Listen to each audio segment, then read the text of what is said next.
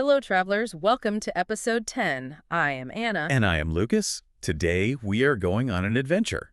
We certainly are. And I have to say, looking at all the notes we have for today's deep dive, I can feel my shoulders relaxing already. Right. Usually we're here to unpack, these complex geopolitical things or dense scientific papers, and it takes so much brain power. But today feels different. It does. It feels like a breath of fresh air. Like stepping out of the office and just feeling the sun on your face for the first time. Yes. Because today, our source material isn't some textbook.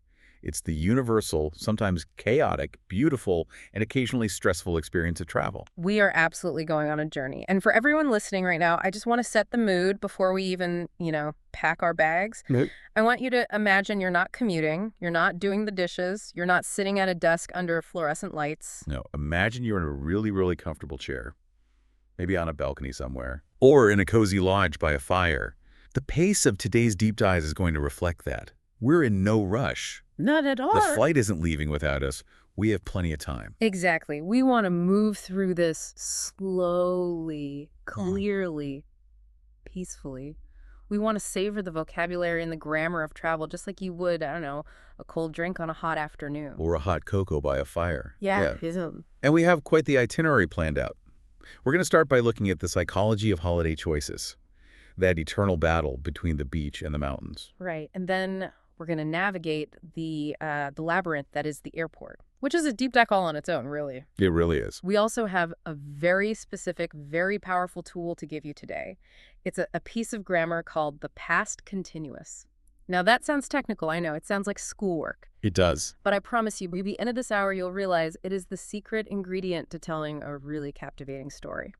And we'll put that grammar to the test with a campfire story. Oh, I'm looking forward to that. A tent, a dark night, and an unexpected visitor.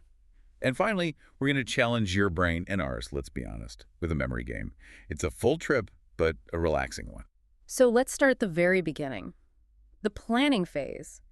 When we look at the key words in our sources, beach, mountains, city break, camping, we're really looking at personality types, aren't we? We are. It's the classic question. Mm-hmm. Are you a beach person or are you a mountain person? It says so much about what you're looking for in an escape. For me, well, when I close my eyes and think holiday, my brain immediately goes to the coast. Ah, okay, a beach person. Absolutely. I see the horizon line. I see that blue water meeting the blue sky. There's just something about the ocean that feels like a reset button for my brain. What is it, do you think? The sound? It's the rhythmic sound of the waves, the smell of the salt. It's a full sensory immersion, See, that's fascinating because while I do appreciate the ocean, my reset button is found at altitude. I'm a mountain person, through and through. Really? What is it about the mountains that pulls you in? It's the perspective. When you're standing at the bottom of a massive peak, or you're hiking through a dense forest, you feel small, but in a good way. Right. Your problems feel small. Exactly. And the air. The vocabulary we use for mountain air is always crisp or fresh. It just feels cleaner. At the beach, you're kind of battling the elements a bit more. Battling, what you mean, the sand? The sand. Oh. It gets everywhere. Oh, come on. No, really. It's in your shoes. It's in your bag. It ends up in your sandwich. It's an invasion. But that's part of the experience. It's tactile. You're connecting with the earth. But I suppose hiking connects you to the earth, too, just with better footwear. Exactly. Sturdy boots versus bare feet. Yeah. But no matter the destination, the next big decision is accommodation. Where are we going to sleep at night? And this is a huge divide in the travel community. The luxury hotel versus the camping trip. Let's break down the vocabulary here and the expectation. When you book a hotel, you are buying predictability. You check in at the reception desk, you get a key card, you open the door, and there's a bed with crisp white sheets, there's room service. It is a controlled environment. It's a bubble of comfort. You're paying for someone else to take care of all the logistics for you. But camping, camping is about removing that bubble entirely. It is. The vocabulary shifts completely. We're not talking about a suite anymore. No. We're talking about a tent, T-E-N-T. And a sleeping bag. And a little map. And usually the ground, which is never, ever as flat as it looks when you're first pitching the tent. There is always a rock. Just one, perfectly placed right in the middle of your back. Always. But the trade-off, of course, is the proximity to nature. In a hotel, you might have a view of the sea from behind glass. Right. When you're camping, you unzip the tent door, and nature's right there. You can hear the crickets, you see the stars, without any light pollution. That is the romantic view, and I agree. Waking up to the sound of birds and unzipping the tent to see a sunrise is pretty much unmatched.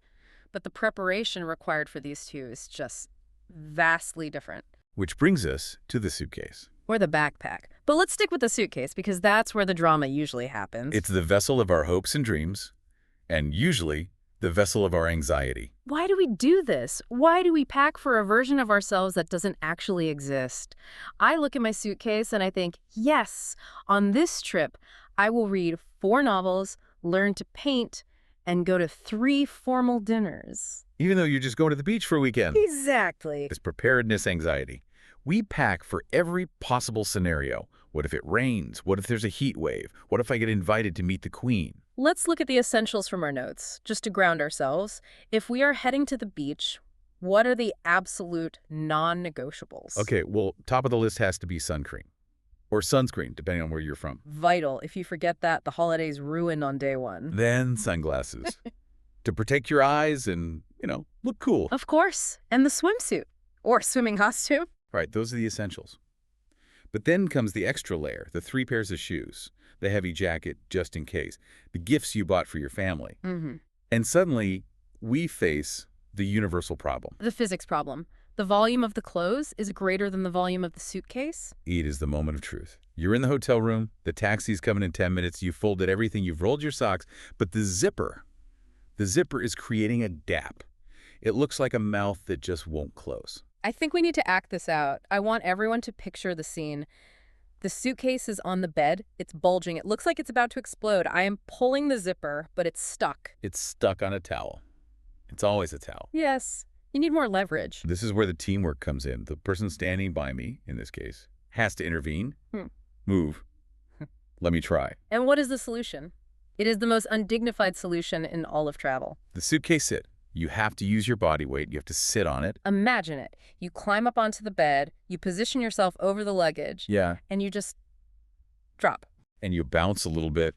You hear the air rushing out of the bag. Whoosh! And then the person on the floor, that's me, is frantically trying to pull the zipper while you're crushing everything inside. Okay, breathe out now. And you pull. And you pray the zipper doesn't break. Zzz. That sound. That final click. Oh, it is the most satisfying sound in the world. It is a victory. Man against matter.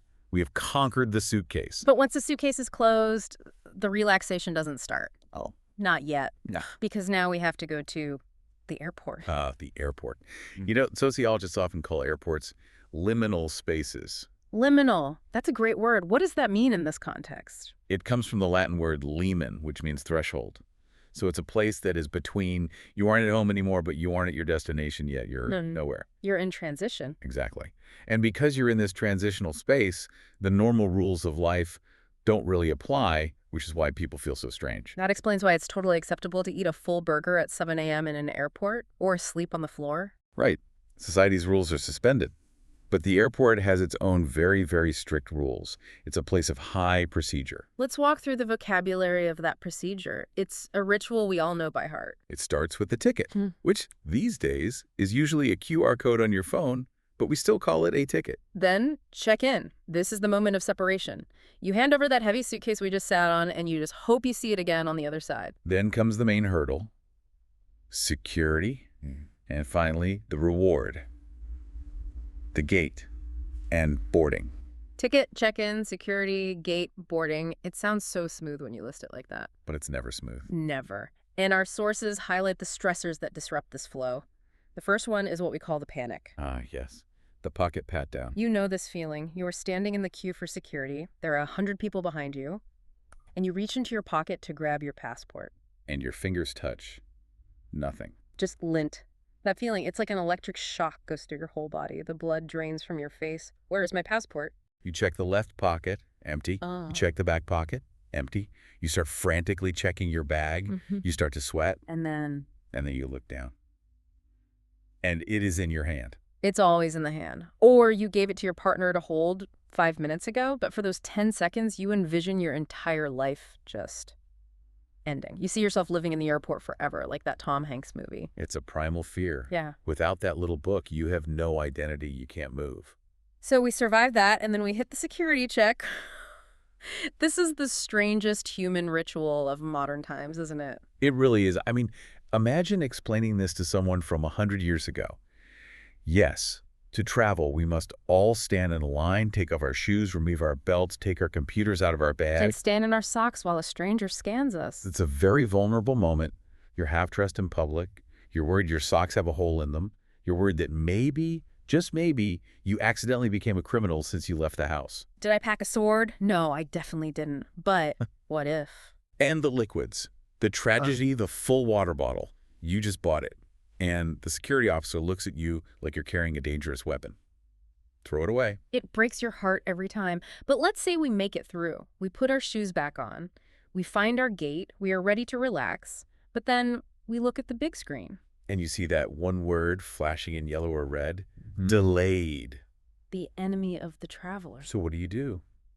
You're stuck in this liminal space. Our notes suggest 3 main activities: read, eat, sleep. That pretty much sums up airport existence. You can buy an overpriced sandwich, which never tastes as good as it looks. No, you can try to sleep. But airport chairs are designed by people who hate sleep. Oh, they are. They have those metal armrests specifically placed to stop you from lying down. So you have to contort yourself into a pretzel shape. Or you read.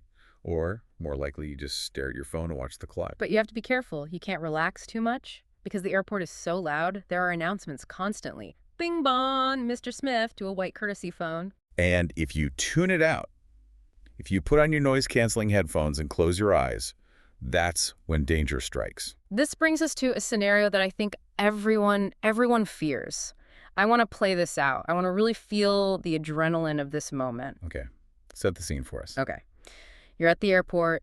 It's huge. It's busy. You found a quiet corner to read your book, but it's really far away from your gate. You got distracted. You got distracted. Or maybe the gate changed and you didn't notice. You are lost in your book. You are relaxed. And then suddenly, the background noise cuts through. You hear your own name. This is the final call for passenger Anna. Final call for Anna to gate 42. The doors are closing. Oh, no. That's me. Oh, no. Oh, my goodness. You look at the clock. You have 3 minutes. I grab my bag. I drop my book. I pick up my book. I start running. You are sprinting through the terminal. Excuse me. Sorry. Out of the way. My flight. There's a family with a stroller completely blocking the path. I have to go around. Sorry. My gate is closing. The moving walkway is broken. You have to run on the actual floor. Gate 20. Gate 30. It's so far. Why is it always so far? You can see the sign for gate 42. The agent is reaching for the door handle. She is about to close it. Wait, don't close it. I'm here. She looks up. She sees you running, waving your arms like a maniac. I made it. Am I too late? You made it just barely. Can I see your boarding pass, please? Oh, here it is. Oh, thank goodness. And you walk down the jet bridge. Your heart is pounding. You're sweating. And you collapse into seat 14B. Wow. Even just acting that out, my heart rate is up. I can feel the stress. It is a high-octane moment, but it's also a perfect transition. Oh, how so? Well, think about what we were just describing. We were describing actions that were happening in the moment. I was running. The agent was closing the door. You were sweating. Ah, that brings us to section 3, the grammar focus. Today, we are opening our toolbox to look at the past continuous. Now, I know some listeners hear the word grammar and they want to run away, just like I was running to the gate. Right. But don't leave. Yeah. This is actually really, really usable stuff. It is. The structure is simple. You use the verb to be in the past tense, so was or were, and you add the main verb ending in ing. Was doing, were eating, was sleeping. Exactly. But the meaning is where it gets interesting. I mean, why do we use this instead of just saying I ran or I ate? I like to think of it like a camera. The simple past tense, I walked, I ate, that's like a photograph. Click. A single moment. It's done. A snapshot. It's a great analogy. Yeah. But the past continuous, I was walking, I was eating, that is like a video camera. Right. It shows the movement. It shows the action unfolding over time. It puts the listener inside the action while it's all happening. So if I tell you a story and I say I walked to the gate, it's just a fact. It's a bit dry. Correct. But if you say, I was walking to the gate and I was looking at the shops, feeling relaxed, now you're setting a scene. You're giving me the background atmosphere. You're painting a picture. It's the background music of the story. That is a beautiful way to put it. It sets the stage for something else to happen. Usually, we use the past continuous to tell you what was happening when something else interrupted it. I was sleeping when the phone rang. I was running to the gate when I dropped my ticket. Exactly. Okay, now to really get this into our brains and into our mouths, because the rhythm is important, we're going to do a little repetition drill. We need to practice that muscle memory. So we have 3 sentences here. We're going to repeat each one exactly 3 times, very slowly, very clearly. I want you, listening at home or in your car, to say them out loud with us. Don't be shy. If you're on the bus, just whisper it. If you're alone, you can shout it. Okay, let's start with sentence 1. We're back at the beach for this one. Picture the waves. I was swimming in the sea. I was swimming in the sea. Again, feel that longing sound. I was swimming in the sea. And one last time. I was swimming in the sea. Perfect. Was swimming. The action was in progress. Now for sentence 2. Imagine a quiet afternoon in a hammock. She was reading a book. She was reading a book. Again, she was reading a book. And a third time, she was reading a book. Excellent. Okay, sentence 3. This one uses were because the subject is plural, we. We're back at the airport for this one. We were waiting for the bus. We were waiting for the bus. Again, we're waiting for the bus. Last one. Make it smooth. We were waiting for the bus. We were waiting. It implies duration, doesn't it? It implies that the waiting felt long. It always feels long when you're waiting for the bus. It does. But do you feel how that structure creates a sense of unfinished time? We were waiting. You're almost expecting me to say, and then what happened? It creates suspense. It invites the next part of the story. And speaking of suspense, I think it's time we use this new grammar tool in a real context. I think you are right. We have arrived at section 4, story time. This isn't just any story. This is a campfire story. So I want to shift the atmosphere again. We're leaving the bright lights of the airport. We're going deep into the forest. Imagine it is night. It's pitch black. The only light is from the campfire. You can hear the wood crackling. Okay, I'm going to tell you the story of the bear in the tent. As I tell it, I want you to listen for those past continuous verbs. Listen for what was happening when the action started. I'm ready. I'm leaning in closer to the imaginary fire. Last summer, 2 friends, Tom and Jerry, went camping in the deep woods of Canada. It was a beautiful night. The moon was shining brightly through the trees. Was shining? That sets the mood perfectly. It was late. Tom was sleeping deeply in his sleeping bag. He was snoring softly. Jerry, however, was still awake. Jerry was reading a comic book with a flashlight. Okay, so we have the scene. Tom was sleeping. Jerry was reading. Everything is peaceful. Everything was peaceful until suddenly they heard a noise outside. Crunch, crunch. Oh, no. That is the one sound you never want to hear when you are in a tent. Jerry froze. He turned off his flashlight. He just listened. Something big, something heavy was walking near the tent. Was walking. Oh, the action is happening right outside that thin fabric wall. Tom woke up because the ground itself was shaking a little. He looked at Jerry. He was terrified. He whispered, "What is that?" What is that? Jerry didn't know. The crunching sound got louder. It stopped right in front of the tent door. They slowly, very, very slowly, unzipped the door. Tst. My heart is racing. What do they see? They looked out, and there, sitting by the dying fire, was a massive brown bear. A bear. And do you know what the bear was doing? What was he doing? The bear was eating their sandwiches. No way. The bear was eating their lunch. He had found their cooler. He'd opened it, and he was enjoying a very nice ham and cheese sandwich. That is both terrifying and hilarious at the same time. The bear looked at them. He had a piece of lettuce hanging from his mouth. He paused. He took the last sandwich, and he simply turned around and walked away into the darkness. He didn't attack. He just wanted a snack. He just wanted the snack. But here's the closing thought for the story. Tom and Jerry zipped the tent back up, but they did not sleep again that night. I bet they didn't. Every sound after that, every single leaf falling, they probably thought the bear was coming back. Exactly what's coming. But did you see how that grammar built the scene? The moon was shining, the friends were sleeping and reading, the bear was walking, the bear was eating. It puts you right there in the moment. It makes the story feel 3D. If you just said, the moon shone, Tom slept, a bear walked, it feels flat, like a police report. Precisely. The past continuous gives the story life. And thankfully, the bear only took the sandwiches and not, a leg. A small price to pay for a great story. And that's really what travel is all about, isn't it? Collecting stories. It is. Which brings us to section 5, souvenirs and memories. When we travel, we have this urge to bring something back with us. We want physical proof that we went, we saw, we conquered the suitcase. We call them keepsakes, things we keep for the sake of memory. And the list is endless. Postcards, T-shirts, local handicrafts, those weird snow globes. But there's one item that is a bit controversial. The magnet, the fridge magnet. Now, this divides people. Some people think they are tacky. Some people think they are absolutely essential. I have to ask you, honestly, what is the situation on your refrigerator door? Okay, confession time. I have a few, but I'm selective.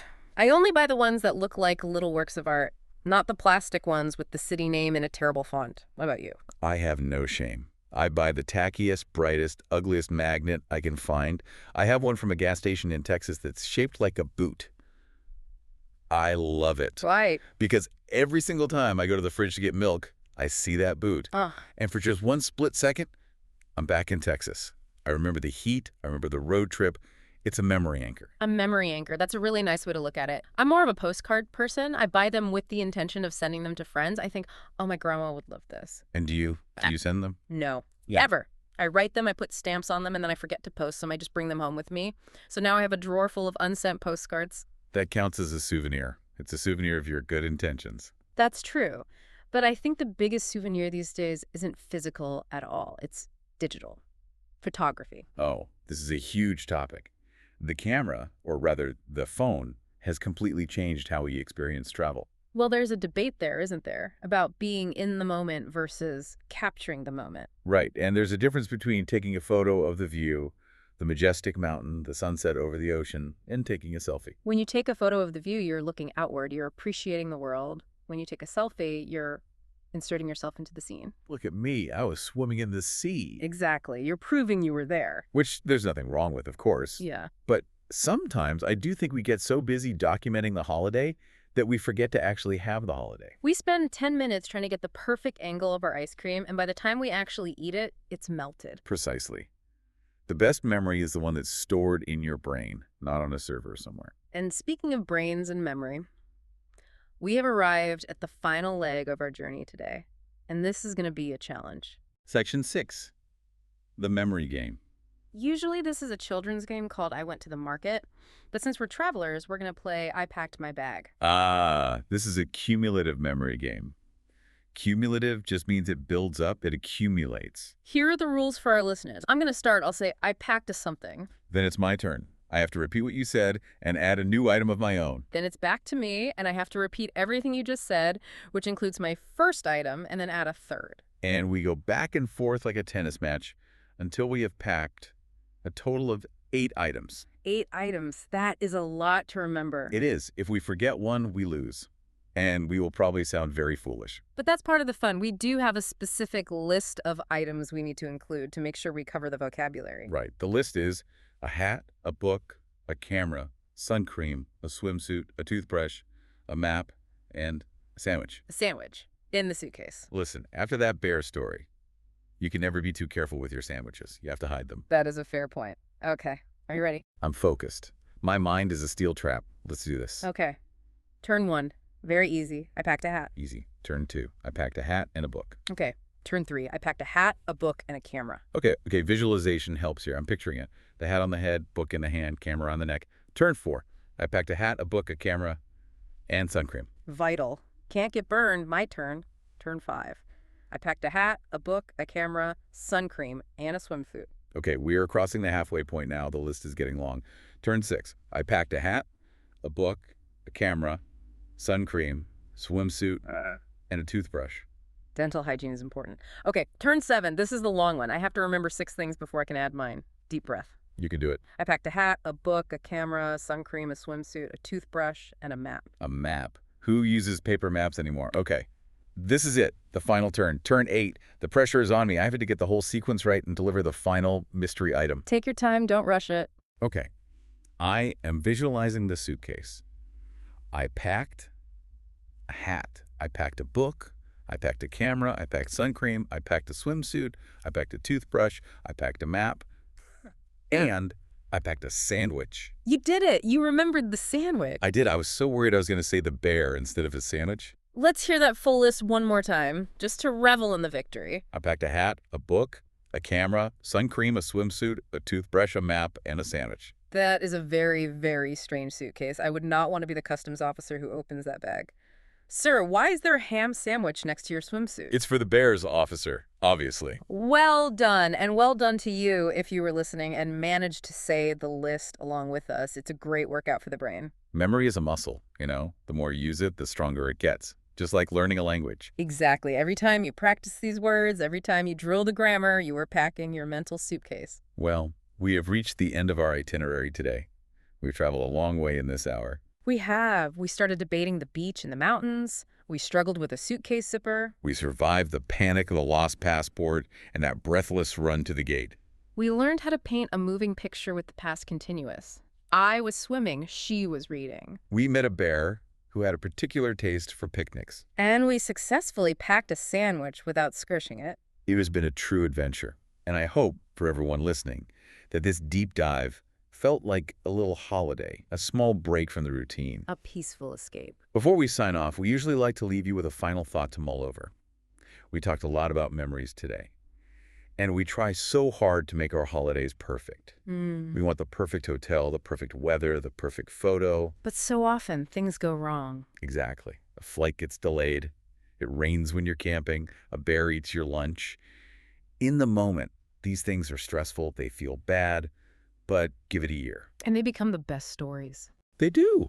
Nobody tells stories about the time everything went perfectly according to plan. That's boring. We tell stories about the chaos.